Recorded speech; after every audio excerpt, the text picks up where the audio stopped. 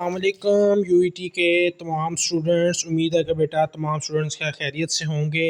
अच्छा, जैसा कि आप लोगों को व्हाट्सएप चैनल के अंदर बताया था कि इंशाल्लाह आप लोगों की तमाम तर जो क्यूरीज़ आप लोगों को आ रही हैं उनको क्लियर करने के लिए जो है वो एक वीडियो बनाऊंगा।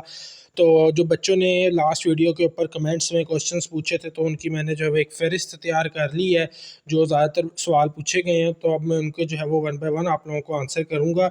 सबसे पहले आप लोगों को सवाल बताता हूँ जो बच्चों ने पूछे हैं कि क्या फ़ीस हमें उसी दिन जमा करवानी है जिस दिन जो है वो हमें एक डेट आई है और हमारे स्टेटस पे मेरिट के स्टेटस के ऊपर जो हमें एक उन्होंने आप लोगों को डेट दी है ना। तो बच्चे पूछेंगे सर क्या हम इस तरह हो सकता है कि हम पहले चले जाएं फ़ीस जमा करवाने, या उसके बाद जा सकते हैं, या चालान हम पहले ले आएँ और उसके बाद फ़ीस जमा करवा दें। तो बेटा उसके बारे में बताता हूँ। फिर दूसरा बच्चे सवाल पूछे थे कि सर अगर हम पहली मेरिट लिस्ट में फ़ी ना जमा करवाएं तो नेक्स्ट में नाम आ जाएगा।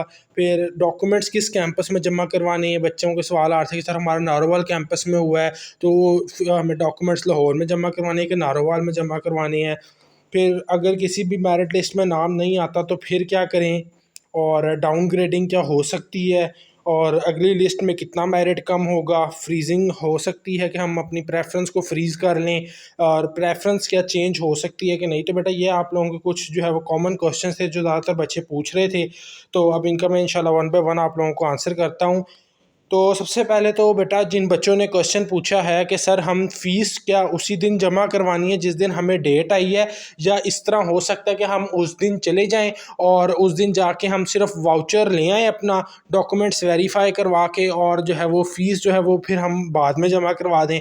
तो बिल्कुल बेटा ऐसे मुमकिन है कि आप उस दिन जाएँ अपने डॉक्यूमेंट्स लेकर, अपने डॉक्यूमेंट्स वेरीफाई करवा के, और जो है वो आप लोग फ़ीस बेशक बाद में जमा करवा दें। तो इस तरह पॉसिबल है, लेकिन इसमें क्या होगा आप लोगों के फिर डबल डबल चक्कर लगेंगे, ठीक है। तो वो फ़ायदा नहीं है यूनिवर्सिटी में। आप लोगों ने क्या करना है बेटा, फ़ीस भी साथ लेकर जानी है ताकि आप लोगों का एक ही चक्कर के अंदर जो है वो काम हो जाए, और आप लोग अपने पेरेंट्स को साथ लेकर जा सकते हैं, कोई ऐसा इशू नहीं है, ठीक है। और सेमिनार हॉल के अंदर ही बैठेंगे, पेरेंट्स भी आप लोगों के चिलर्स वगैरह उधर लगे हुए हैं, तो कोई इस तरह का आप लोगों को इशू नहीं होगा। तो मेरी जो एडवाइस आप लोगों के लिए वो यही है कि आप लोग फ़ीस भी उसी दिन जमा करवाएं ताकि बार बार आप लोगों को यूनिवर्सिटी में आके चक्कर ना लगे। अब ये चालान वगैरह कैसे लेना वो मैंने आप लोगों को लास्ट वीडियोस के अंदर क्लियर किया हुआ है।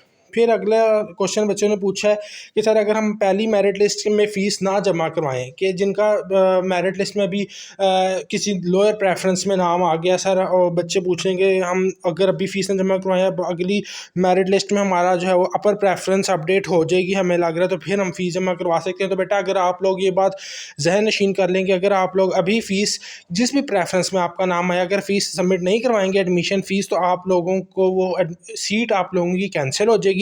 फिर आप लोगों की सीट किसी दूसरे स्टूडेंट को मिल जाएगी, फिर आप लोगों का एडमिशन सिक्योर नहीं होगा। तो एडमिशन सिक्योर करवाने के लिए ज़रूरी है कि आप लोगों को अभी अपनी एडमिशन फ़ीस को जो है वो सबमिट करवाना पड़ेगा।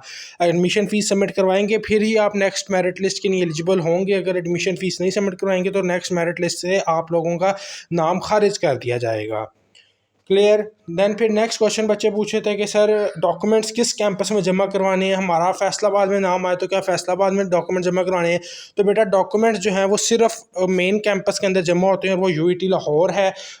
तो आप लोग बेशक जिस भी कैंपस में नाम आया, केएसके में नाम आया, तो आप लोगों के डॉक्यूमेंट्स जो हैं वो यूईटी लाहौर के अंदर सबमिट होंगे, क्योंकि एक दफ़ा जब डॉक्यूमेंट्स जमा हो जाते हैं तो वो फिर 4 साल बाद डिग्री के बाद ही आप लोगों को डॉक्यूमेंट्स मिलते हैं, और वो सारे मेन कैंपस के अंदर ही स्टूडेंट सेक्शन के अंदर डॉक्यूमेंट्स आप लोगों के जमा हो जाते हैं, ठीक है।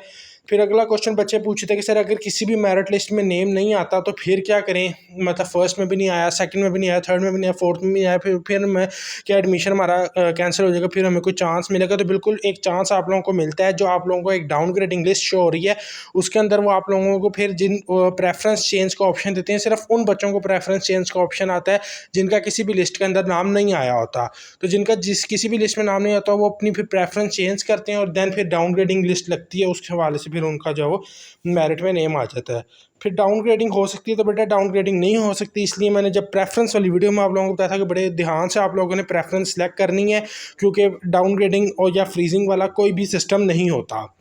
अगली लिस्ट में कितना मेरिट कम होगा तो बेटा अगली लिस्ट के हवाले से इंशाल्लाह एक्सपेक्टेड मेरिट लिस्ट मैं आप लोगों के साथ शेयर करूंगा कि सेकंड एक्सपेक्टेड मेरिट लिस्ट क्या होगी। तो वो इंशाल्लाह हम मंडे से सीरीज स्टार्ट कर देंगे, तो चैनल से आप लोगों ने कनेक्टेड रहना है। उसके लिए इंशाल्लाह हर प्रोग्राम का एक्सपेक्टेड मेरिट आप लोगों के साथ शेयर करूँगा कि कितना कितना परसेंट जो है वो कम होगा।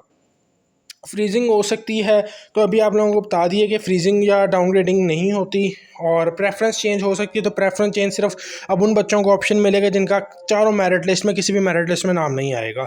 तो बेटा उम्मीद है कि आप लोगों की तमाम तर क्यूरीज दूर हो गई होंगी। फिर भी किसी भी बच्चे का कोई भी क्वेश्चन हो इन क्वेश्चंस के अलावा तो आप लोग कमेंट सेक्शन में पूछ सकते हैं, क्योंकि अगर इन क्वेश्चन में से भी कोई क्वेश्चन दोबारा करे तो फिर उसको कोई रिप्लाई नहीं मिलेगा। नेक्स्ट वीडियो तक की नहीं दीजिए इजाज़त। अल्लाह हाफिज़।